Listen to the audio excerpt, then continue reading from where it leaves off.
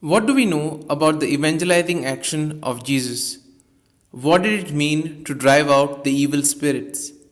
How can faith, hope, and love help us be witnesses of the kingdom of God? All these questions and more answered during today's episode of Daily Reflections.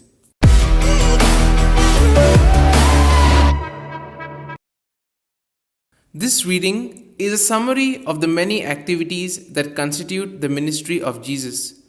Preaching, healing, and exorcism are highlighted.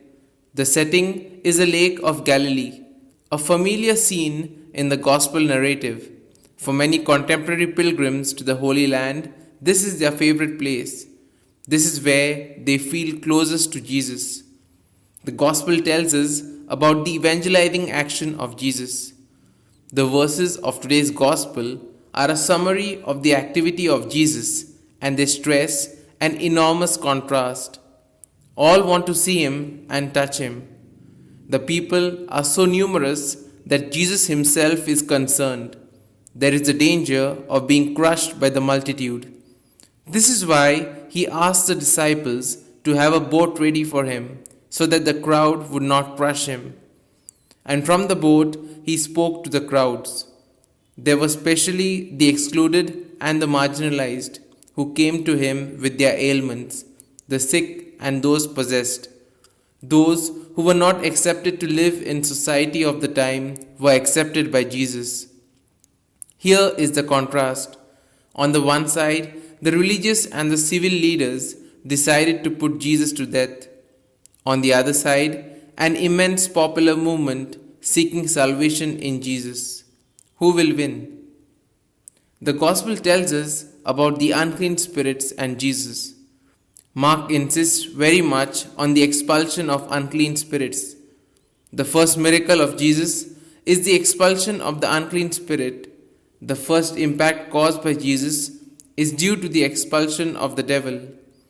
One of the principal causes of the clash of Jesus with the scribes is the expulsion of the unclean spirits.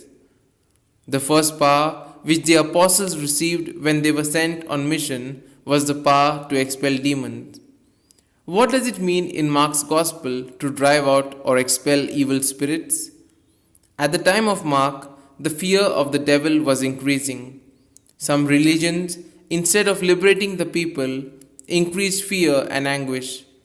One of the objectives of the good news of Jesus is precisely to help people to liberate themselves from this fear. The coming of the kingdom means the coming of a stronger power. This is why Mark insists very much on the victory of Jesus over the power of evil, over the devil, over sin and death.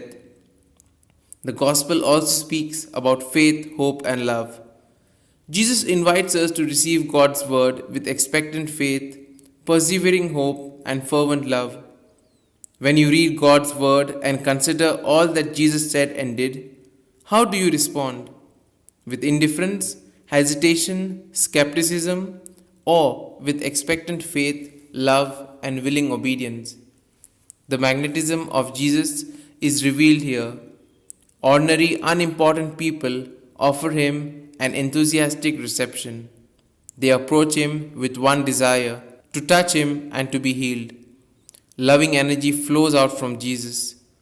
We ask the Lord Jesus to draw us to himself with increasing faith, fervent love, and eager readiness to do his will.